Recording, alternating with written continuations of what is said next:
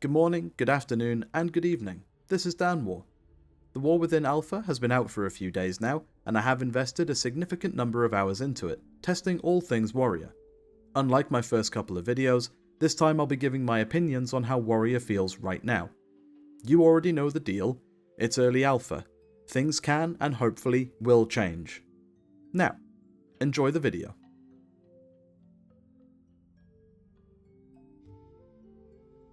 Not much more to say about the class tree that hasn't been said already. Pathing is pretty atrocious, and we simply have too many points. Being forced to talent into a completely useless slot simply to progress further down the tree feels a bit silly, and it's exactly the situation we face with Shockwave and Thunderclap in order to reach reinforced plates. Some specs and some situations may see use of these talents, but others won't, and there's simply no good alternative. Too many points may seem like an odd thing to complain about, but Blizzard are big on meaningful choices. Too many points quickly turns this into utterly meaningless choices. You might as well spin a roulette wheel to decide floater points with the current design.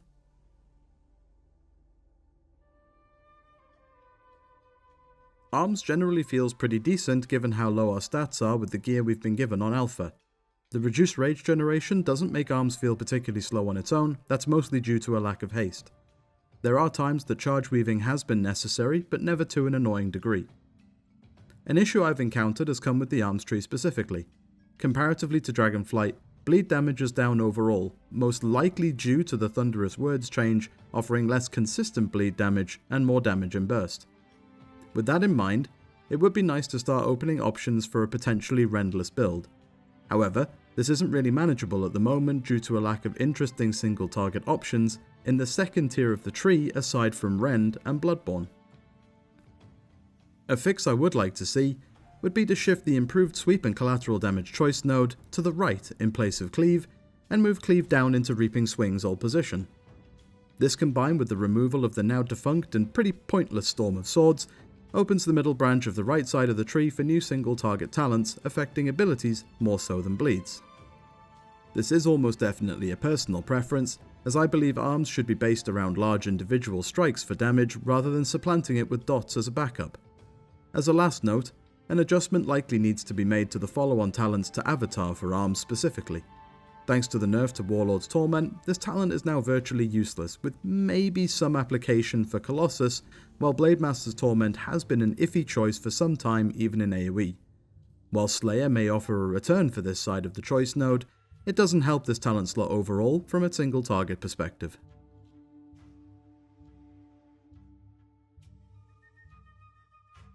Sticking with arms, the Colossus hero spec has probably been the biggest success of the three hero specs so far. Simple in functionality, it serves its purpose well, offering rather satisfying moments with big damage numbers when all cooldowns are ready.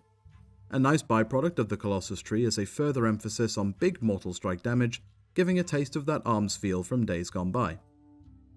Unfortunately, the increased emphasis of pressing mortal strike on cooldown does nothing to shake up our already played to death rotation, aside from adding one additional step to the chain. For example, I want to press Demolish as often as possible, so I want to press Mortal Strike as often as possible for the colossal might stacks and cooldown reduction. So I want to press Overpower as often as possible for more Mortal Strike procs from Battlelord, so I want to press Slam in between those moments to try and get a Tactician proc. Again, same old playstyle, just one additional step. A rather minor yet still satisfying change was the buff to Slam. In short, Slam and Overpower deal virtually the same damage.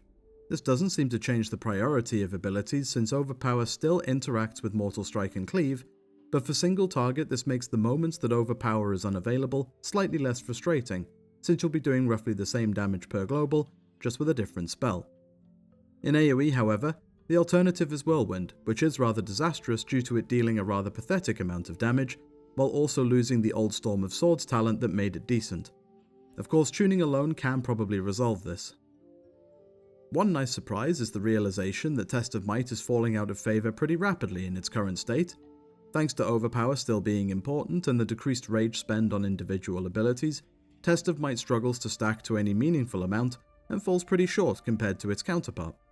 This is exacerbated due to In for the Kill now syncing completely with Colossus Smash duration.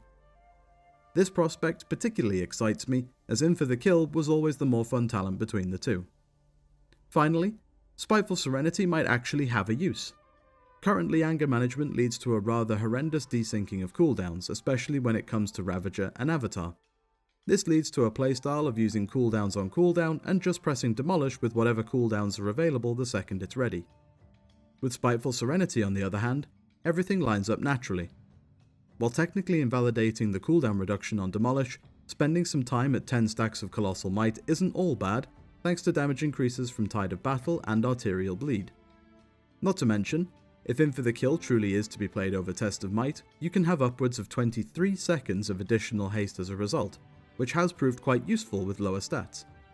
While I do believe some kind of penalty is necessary to rein in the power of Spiteful Serenity a little bit, 40% is definitely a bit too steep. It remains to be seen how much this would need to change, but my initial thoughts are it should be closer to 20% instead.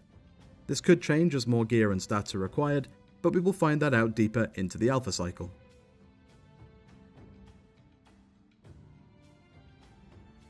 Fury hasn't really changed.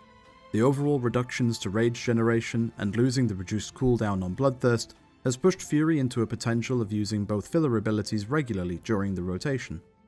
This isn't a guarantee, as Raging Blow is still incredibly strong on its own due to the better rage generation, huge amount of potential resets it has from talents, as well as interaction with Slaughtering Strikes. Right now it feels dangerously close to a Dragonflight Season 2 situation, which saw us putting in a lot of rotational effort for minimal reward. A big initial concern was to do with Odin's Fury. It felt rather inaccessible due to the strength of the right side of the second tier, as well as the other competing capstone talents, but it looks like this won't be so big of a deal. For AoE, having 2 Odin's Fury casts during full cooldowns plus the change to Thunderous Words results in a lot of damage from Odin's Fury. This does come at the cost of Onslaught and Tenderize, but you can cover that one fewer in Rage tool through Titanic Rage, at least a little bit. Much like the Arms tree, hopefully something can be made of the talent slots freed up by the removal of Frenzied Flurry and Raging Armaments. I still remain firmly in the belief that Single-Minded Fury shouldn't exist and ought to be added as a transmog option instead. This would allow for a couple more interesting options on the left side of the tree without a dead talent essentially stealing a spot. This goes all the way back to the Dragonflight beta cycle. If Titan's Grip truly is the way Blizzard wants Fury to be played, then why does Single-Minded Fury exist at all? Please, remove it.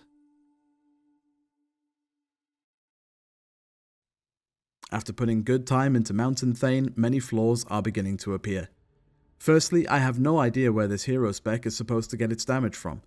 Colossus has rather pronounced damage increases to Mortal Strike, Overpower, Deep Wounds and Rend, while Slayer has a regularly fluctuating damage amp debuff, not to mention the possibility of Hurricane having significantly higher uptime thanks to Bladestorm CDR. When it comes to Mountainth, however, the only meaningful source of additional damage is coming from Strength of the Mountain, offering a measly 10% additional damage to Bloodthirst and Rampage. The flavour of the hero spec is completely underwhelming as it stands right now.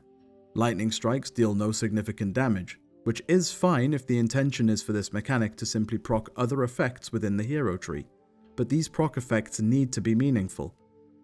Burst of Power may currently not function, but even when it does, I don't see this making any major difference to the issue of damage sources. The other proc is from the Capstone talent, and frankly, it's insanely underwhelming. 4 seconds of Avatar for Fury is fairly negligible more often than not. With the reduced rage generation and no recklessness available, you may not even be able to fit a Rampage into that Avatar window. Then comes Thunderblast. For some reason that I can't quite describe, it has lower tooltip damage than Thunderclap. Now in reality, Thunderblast is probably going to do more damage per cast than Thunderclap thanks to it dealing Stormstrike damage. It benefits from 5% increased damage and completely ignores armor due to the Call of Thunder hero talent. So ultimately, not a big deal I suppose, but this is awfully reminiscent of the Condemn issue we faced during Shadowlands. Condemn was dealing less damage than Execute, but at least it felt like there was a reason, thanks to Condemn's topside Execute being available, where Thunderblast simply has no real advantage over Thunderclap. The Mountainth tree feels incredibly half-baked. It hints at there being more to come, or more was initially attempted with the tree, but started being stripped away as we approached alpha release, and the replacements are just underwhelming. We spent a bit of time theorizing what could happen with the hero spec on stream and came up with some good ideas. It does feel odd that Mountainth has a hero talent partially dedicated to dealing more nature and storm strike damage, when the only two sources of that damage are very low contributors with lightning strikes and thunderblast. This feels like there's more room to offer a bit more storm strike damage, perhaps in the form of Avatar causing all attacks to deal storm strike damage for its duration, or using Thunderblast gives all abilities storm strike damage for X seconds or X number of attacks. The Avatar side would also give more value to the Avatar procs from lightning strikes, while the Thunderblast side would make Thunderblast a more appealing proc to react to when it happens. Right now it almost feels like ignoring Thunderblast is the best course of action, compared to just using Raging Blow repeatedly for rage gain and potential lightning strikes procs. A lot of this has sounded very negative so far, but it is mostly issues tied to single target. In AoE, Mountainth still feels quite satisfying since it naturally wants to press Thunderclap and therefore Thunderblast more often. You also feel like fishing for Thunderblast procs is more worthwhile, so Bloodthirst naturally takes priority during the rotation. I still adore Mountainth thematically, but as you've seen, there's a lot of work still to be done here.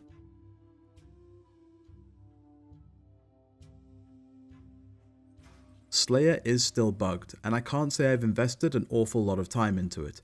Until we see exactly how aggressive the Bladestorm cooldown reduction is going to be, it's quite hard to get a sense of how it stands right now. One potential problem I pointed out in the Hero Talents video was the high proc rate of Marked for Execution versus the low proc rate of Sudden Death. A rather elegant solution I received on stream was to allow Execute to be usable on any target with 3 Marked for Execution stacks, rather than being forced to sit and wait for a Sudden Death proc to use them. This would probably still require Marked for Execution's proc rate to be somewhat reduced, but the improved Sudden Death chance from imminent demise probably wouldn't need to be adjusted, though it would still be nice if it was increased just a little bit. There could be a potential downside to this solution in AoE, however. Since Marked for Execution can stack on multiple targets at once, it would potentially force target swapping to consume full marked stacks. On its own, not a big deal, but when combined with the Tunnel Vision talent, you'd be constantly resetting your auto-attack speed stacks. That being said, the likelihood of even playing Tunnel Vision in AoE situations is probably quite low, so this may not matter. I will do a follow-up video on the Slayer hero spec in more detail, once the various bugs are fixed and testing it is actually worth something. So, a lot of this video has been quite negative, and I should take note from myself when I say that this is early alpha and a lot can still change. Dragonflight alpha and beta cycles showed us that with proper feedback, things can definitely get better even if they can't be perfected.